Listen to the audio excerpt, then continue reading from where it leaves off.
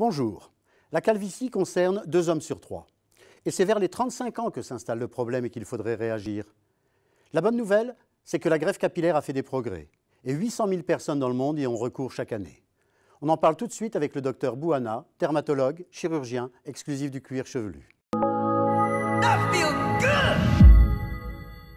Docteur Pierre Bouana, bonjour. Bonjour. Alors, 2 hommes sur 3, la calvitie commence à 35 ans. Est-ce que c'est tout le monde qui devrait avoir une greffe capillaire? Est-ce que c'est autorisé pour tout le monde? Comment ça se passe? Alors en fait, le problème des traitements par des greffes de cheveux obéit avant tout à un besoin de faire un diagnostic. Comme on peut le voir sur cette photo, ce patient souhaitait une greffe de cheveux et en fait, en l'examinant, j'ai vu qu'il avait une infection syphilitique. Il a suffi de le traiter avec des antibiotiques, les cheveux ont repoussé et il n'a jamais eu besoin de greffe de cheveux. Donc, importance du diagnostic. D'accord.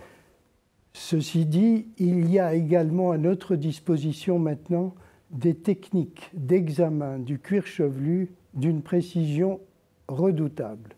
Parce que ça nous permet, avec une caméra et un algorithme, d'avoir une mesure très précise du cuir chevelu et pour chaque patient de déterminer le nombre de cheveux qu'il faut prélever, le nombre de cheveux que l'on peut donc implanter.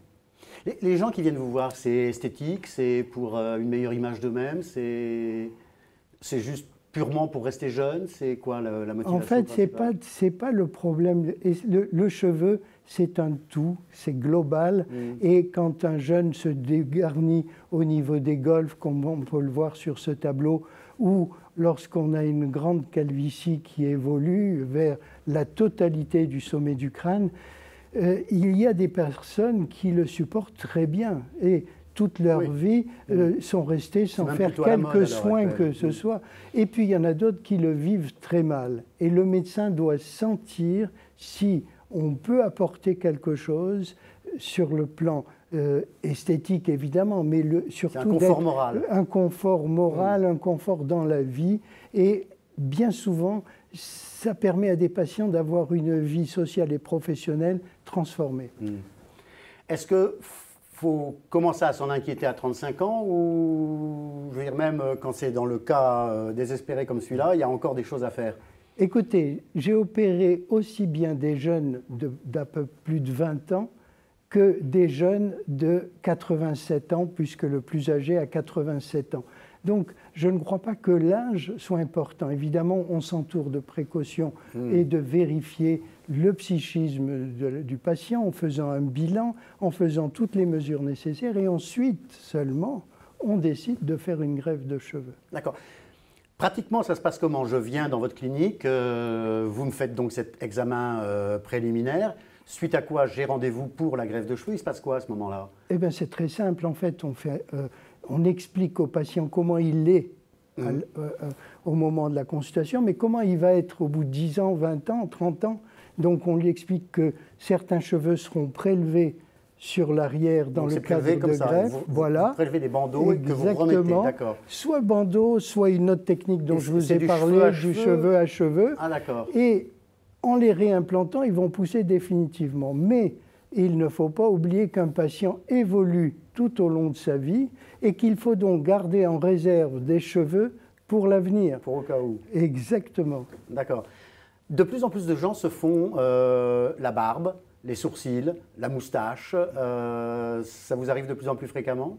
Oui, en fait, maintenant que du fait de la précision des techniques, puisqu'on opère quasiment cheveu par cheveu, on arrive donc à reconstruire aussi bien les sourcils, la barbe, et donc tous les endroits du corps. Mais il y a une diversité des indications de la greffe de cheveux qui s'est et les femmes dans l'histoire, il y en a...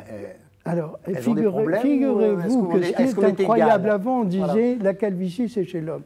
Eh bien non, en fait, maintenant, on arrive presque à l'égalité entre l'homme et la femme vis-à-vis de la calvitie. Et donc, j'opère autant de femmes que d'hommes. Ah bon? Ah oui, et tout à fait. Le dégarnissement, en fait, n'est pas le même, j'imagine. C'est pas aux mêmes endroits. Ah, pas du tout, non. Il y a une façon de se dégarnir, comme vous le voyez, où il y a sur le front un éclaircissement. Et donc, après une séance, on arrive à obtenir un résultat définitif chez cette les cheveux ne retombent pas après, une fois qu'ils sont réimplantés. Définitifs. Et au bout de, par exemple, au bout de combien de séances on peut avoir un résultat si on est moyennement dégarni? En fait, voilà. Comme vous le voyez, là, c'est un jeune. Il faut combien de séances pour avoir ce résultat? Là, c'est en une séance. En une séance? En une séance. Mais il avait...